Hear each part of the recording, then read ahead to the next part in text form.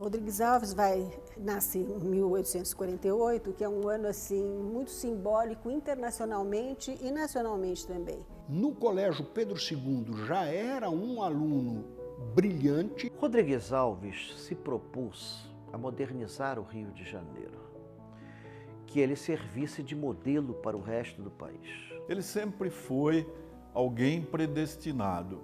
Eu acho que hoje, 100 anos depois de sua morte, nós podemos afirmar que Rodrigues Alves foi o melhor presidente que esta república já teve.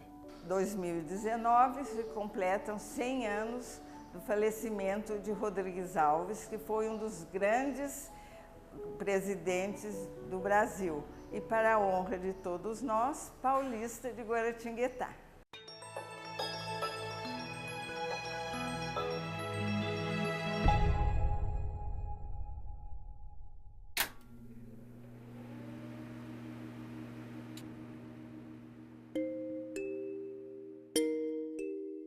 Rodrigues Alves nasce em 1848, que é um ano muito simbólico de ocorrências importantíssimas, tanto na Europa como aqui no Brasil. No Brasil, bem como reflexo, como sempre, do que se passava no continente europeu.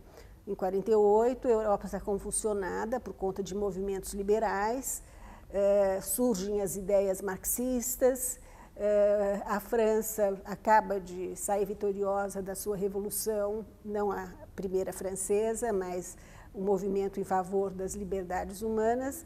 E aqui no Brasil essas ideias vão chegar como uma necessidade vital, porque o Brasil era o país maior importador de mão de obra escrava. E a Faculdade de Direito do Largo São Francisco era o locus onde estavam os grandes proprietários de terras. Em 1848, São Paulo era uma cidade muito pequena. E praticamente a vida da cidade era uma vida que girava em torno da Faculdade de Direito. A Faculdade de Direito, quando do nascimento do Rodrigues Alves, tinha apenas 20 anos de idade, hoje está completando quase 200. Então eram os primórdios de instalação do ensino jurídico no Brasil. E praticamente tudo o que acontecia na cidade de São Paulo tinha uma grande repercussão na vila. Francisco de Paula Rodrigues Alves, ele nasceu em Guaratinguetá, exatamente 8 anos depois da maioridade de Pedro I. Era uma família abastada, uma família tradicional, e ele foi muito bem educado. Embora tivesse muitos irmãos, ele foi escolhido pelos pais para estudar no Colégio Pedro II, que então era a maior referência do ensino médio.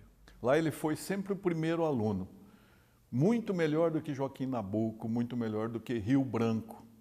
E Pedro II, o imperador, costumava ir assistir às aulas do colégio, que tinha seu nome, e sempre se interessava por saber como é que andava o menino de Guaratinguetá, porque era um menino brilhante. Guaratinguetá era uma cidade ainda pequena, não tinha água encanada, nem luz, mas era um ponto estratégico entre o Rio de Janeiro, São Paulo, Minas Gerais e Paraty. Era uma cidade que já tinha um comércio bom, tanto que o pai do Rodrigues Alves tinha uma loja comercial na Praça do Rosário, que hoje é Praça Conselheiro Rodrigues Alves. E foi nesse sobrado que Rodrigues Alves foi criado. São Paulo, capital, era uma pequena cidade também, mas já estava numa situação de expansão com a melhoria da cultura do café, que entrou no Vale do Paraíba pelo estado do Rio e depois foi chegando em cada cidade. E essa cultura, então, foi dando um novo ânimo, até mesmo econômico, para a região. E nesse contexto nasceu o nosso Francisco de Paula Rodrigues Alves, né? Ele nasceu numa fazenda de café da família, e a família tinha casa também aqui na cidade, como era comum, todos os fazendeiros da época Tinha uma casa na cidade e a casa na fazenda, às vezes em mais de uma fazenda.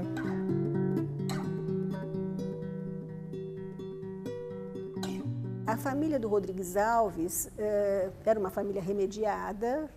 O pai era português, que chega no Brasil ávido de fazer fortuna, se dirige para Guaratinguetá e lá ele se casa com a neta do Visconde de Guaratinguetá. Isso já o faz ascender para uma posição mais significativa na sociedade local.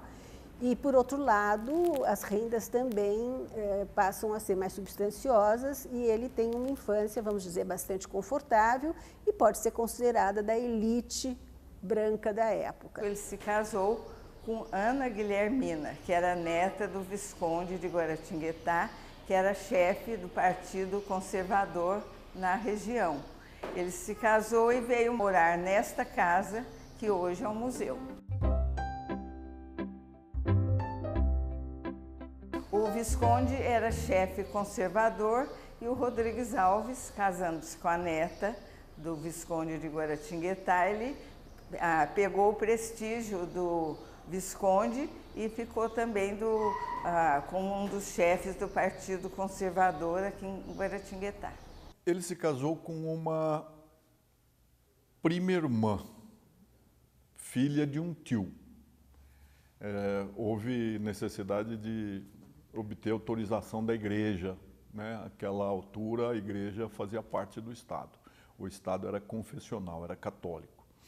Ele amou essa Ana Guilhermina com uma devoção imensa. 15 anos depois, ele se casou com 27 anos. Aos 42, ele enviuvou. Nunca mais se casou e cuidou de uma prole imensa. Restaram vivos 8 filhos. Rodrigues Alves, né, cercado pelos filhos, especialmente pelas filhas, contou com elas na administração da sua casa. A mais velha, Ana, depois, antes de casar, depois Marieta e assim por diante. Era uma família tradicional paulista, de hábitos muito simples, centrada em torno da figura desse pai, que é descrito por um dos filhos, pelo filho mais velho, que tinha o mesmo nome dele, como um pai muito camarada, que ninguém chamava de senhor, que tinha uma relação de amigo, de irmão mais velho quase com os filhos. A Faculdade de Direito era o único, além da Faculdade do Recife, o único centro que formava os dirigentes do país, que formava os pensadores. Tínhamos a Faculdade de Medicina em Salvador, em Ouro Preto havia também a Faculdade de Mineralogia, mas a de São Paulo era muito efervescente, porque os filhos das melhores famílias vinham para cá, cientes que eles teriam uma missão no futuro de organizar esse país, de comandar o país, de ocupar os cargos políticos mais importantes e de promover grandes reformas. Uma turma brilhante, academicamente, mas do ponto de vista político, da história do Brasil, esta turma tem muito maior expressividade. Ou então, se pegar uma turma como a do diretor, ele faz a brincadeira, a minha turma foi a turma que deu ao mesmo tempo o maior número de ministros do Supremo Tribunal Federal. Não sei se é verdade, de qualquer maneira, o professor Floriano é de uma turma relativamente recente, da turma de 1990, e dos atuais ministros do Supremo Tribunal Federal, 2 são colegas de turma, se formaram no mesmo ano, na mesma classe do professor Floriano, que é o caso dos ministros Dias Toffoli e Alexandre de Moraes. Então, dependendo da referência, cada um puxa a sardinha para o seu lado, né? Bem, a São Francisco era uma escola de políticos, não é? Afinal, ela foi criada por Dom Pedro I exatamente para produzir a burocracia tupiniquim, porque antes os brasileiros tinham de estudar em Coimbra. E não é coincidência, portanto, que o Largo de São Francisco tenha fornecido toda a nata política da Primeira República e continuou depois, no decorrer do tempo.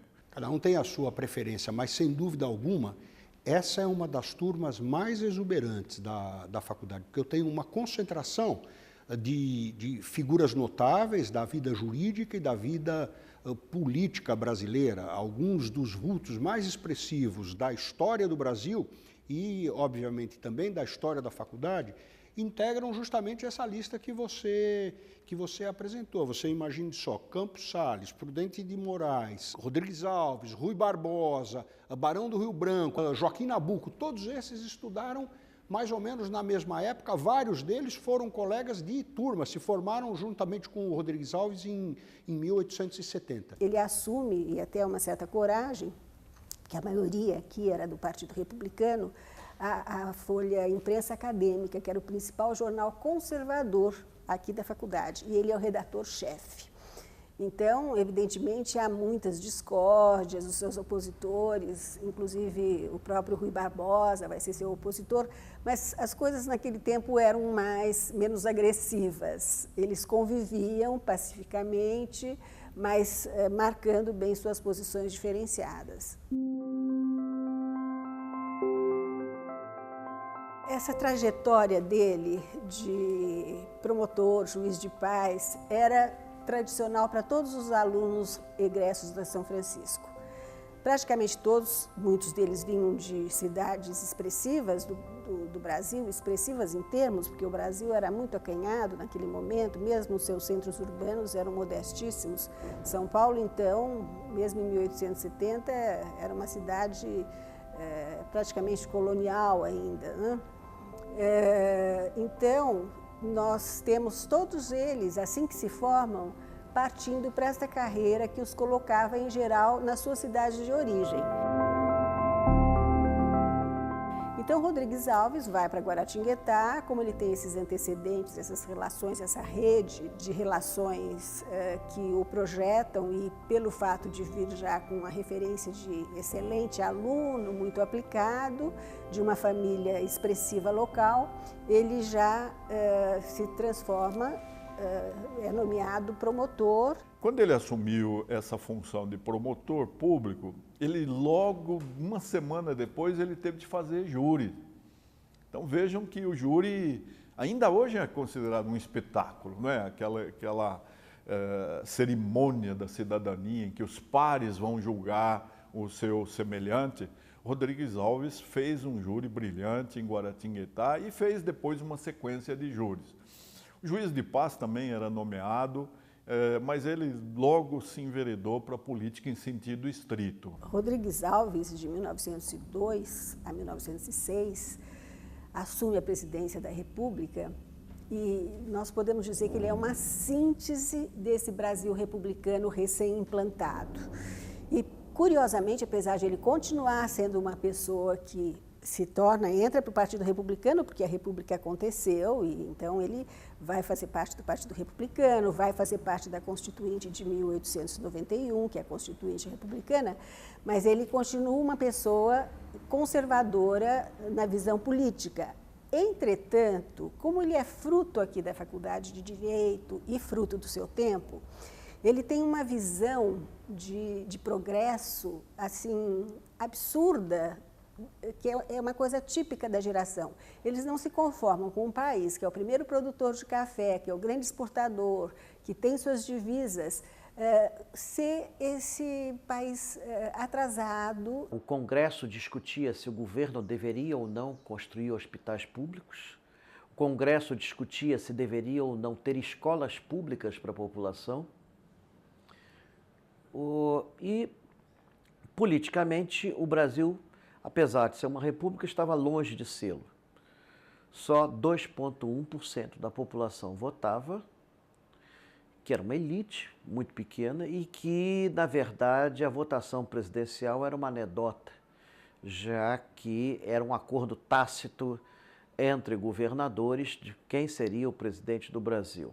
Uma característica de um grande governante, de um grande presidente, é saber se cercar de gente boa, de quadros competentes. E foi isso que Rodrigues Alves fez, trazendo Pereira Passos, trazendo Oswaldo Cruz e trazendo um grande ministro das Relações Exteriores, que foi o Barão do Rio Branco. O barão, o único barão da República, veio, depois de insistentes convites do Rodrigues Alves, assumir o Ministério das Relações Exteriores e foi uma figura que dominou a cena brasileira durante a primeira década do século XX, até morrer em 1912, fazendo a política internacional que foi fundamental para a questão das fronteiras brasileiras, mas também para essa imagem, esse esforço de imagem de um Brasil civilizado, rico, etc. O Rio de Janeiro, em 1902, ainda era uma cidade colonial inchada, vamos dizer assim. Tinha cerca de 500 mil habitantes, você não tem um recenseamento preciso, que vivia em situações muito precárias no centro da cidade. A maior parte da população vivia conglomerada do centro. Ruas coloniais, ruas com 4 metros, ruas com 6 metros de largura, as mais largas assim.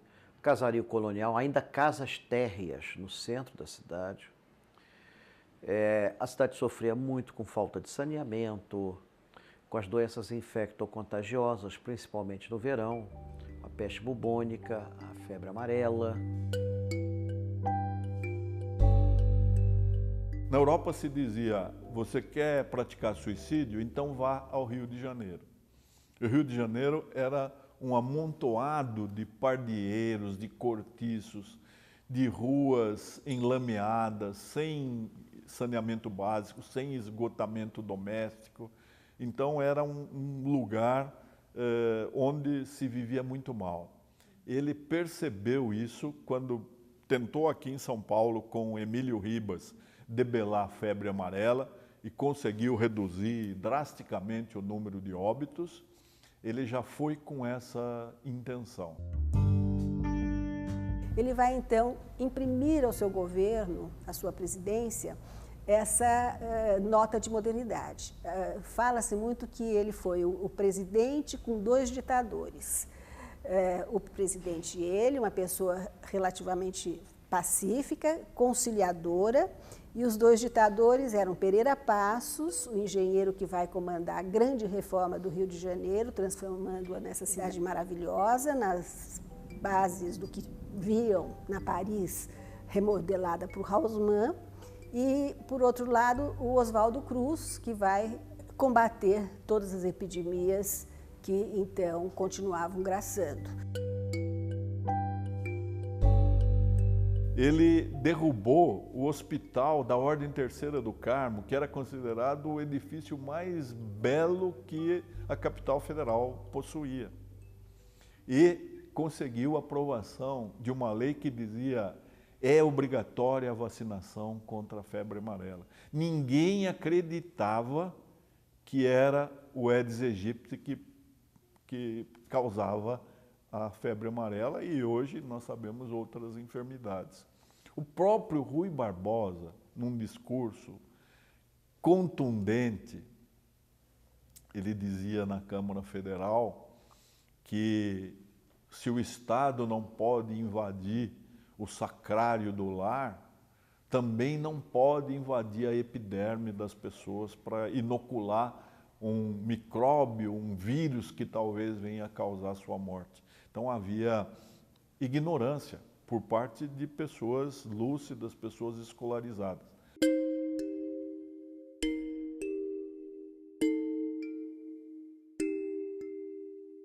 O Rio de Janeiro, capital, estava abandonado. Você não podia ter nenhum investimento estrangeiro, você não podia trazer para cá estrangeiros, haja vista que a febre amarela ceifava eles todos. Você não podia ter grandes empresas aqui em prédios coloniais minúsculos. Um porto que vinha da época da colônia ainda, você não podia atracar grandes navios, um desembarque aqui poderia levar 2, 3 dias por conta disso. Ninguém queria vir para cá, né? Era um porto sujo.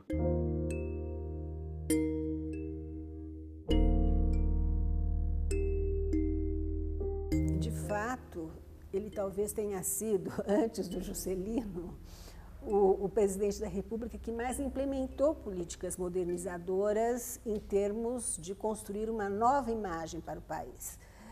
Ele modernizou urbanisticamente o Rio de Janeiro, que era uma cidade que não condizia com a capital da República. Tinha sido a sede da corte, mas era tudo muito acanhado. Ele modernizou o porto do Rio de Janeiro, que era o principal porto do país.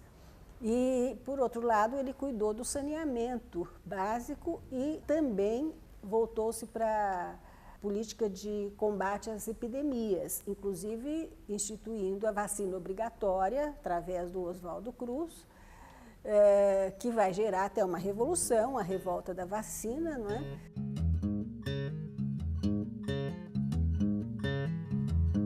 Mas, de qualquer forma, eram medidas que visavam colocar o Brasil, eles tinham muito essa expressão, à altura dos países evoluídos.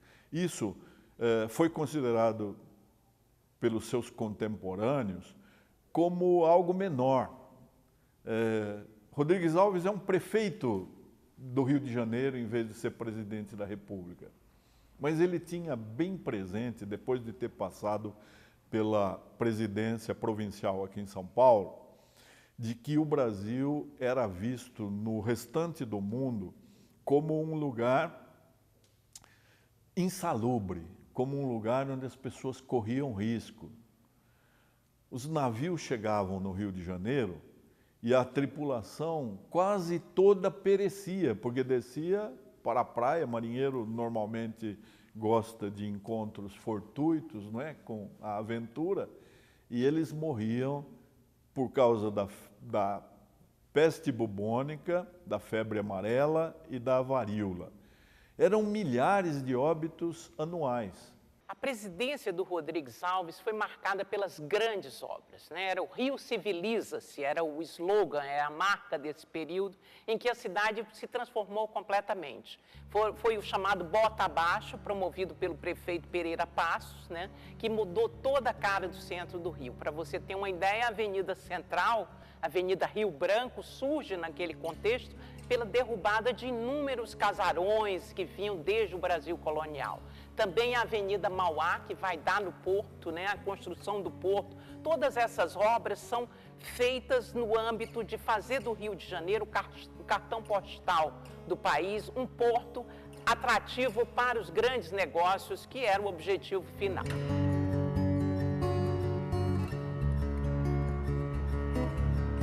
Ao lado disso, também a campanha da vacina obrigatória, né? Foi o empenho de Rodrigues Alves trazer Oswaldo Cruz e fazer uma campanha, porque a febre amarela matava.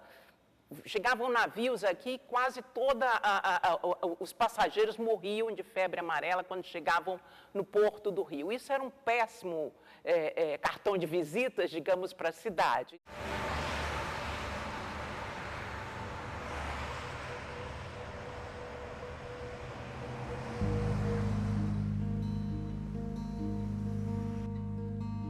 Tem a estátua do Rodrigues Alves na Praça, hoje Conselheiro Rodrigues Alves. Temos este museu, temos a Escola Estadual Conselheiro Rodrigues Alves e o túmulo dele no cemitério Nosso Senhor dos Passos. Agora, o interessante é que ele é conhecido aqui na cidade como conselheiro. Todas essas homenagens são feitas tendo ele como conselheiro, tanto que no próprio inventário ele aparece como conselheiro, embora tivesse sido por 2 vezes eleito presidente da República. A morte dele foi uma comoção. Primeiro que ela já vinha sendo esperada, porque ele foi se enfraquecendo aos poucos, ele não publicizou isso, ele já tinha sido eleito, ainda não tinha tomado posse, mas não publicizou, inclusive porque ele achava que ia melhorar, tinha o que ele chamava as febrículas diárias, ficava em Guaratinguetá, mas os que o visitavam e o próprio filho, que era médico, Oscar Rodrigues Alves, percebia que a debilidade do pai era visível. Então, as notícias começaram a correr, alguns acreditavam que era melhor até ele nem tomar posse, e, de fato, ele acaba não podendo tomar posse porque ele vem a falecer.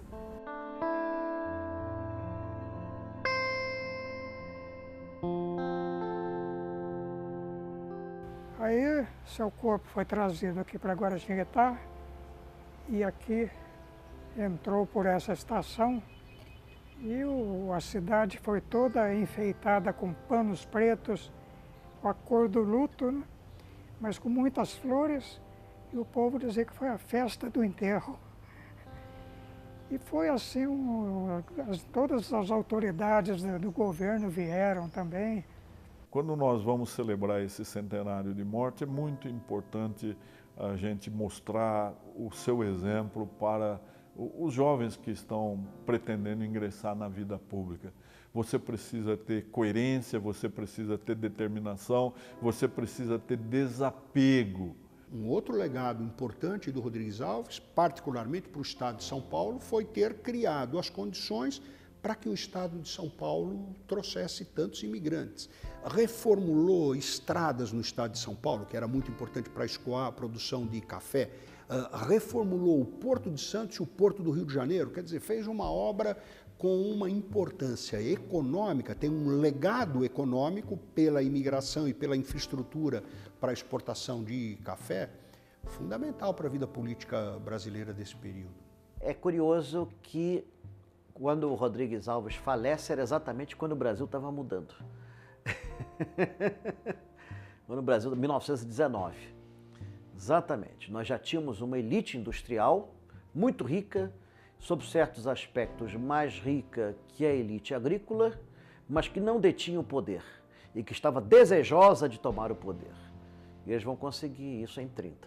Um homem bom, afável, sempre muito amável com todos e que gostava de descansar aqui nesta casa, que era a tranquilidade dele. Recebia os amigos e era muito considerado, muito amável e sempre presente em todos os convites que faziam a ele.